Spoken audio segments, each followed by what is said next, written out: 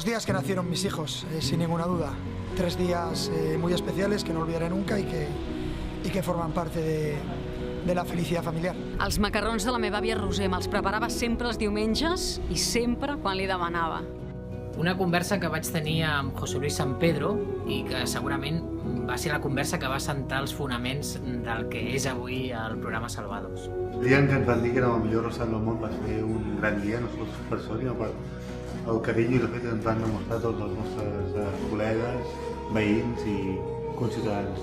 Algo que no oblidaré mai és aquella sensació de tenir el primer disc que portes tants anys somiant a les teves mans, que és algo increïble. 16 cartes del meu enamorat, llarguíssimes i maquíssimes.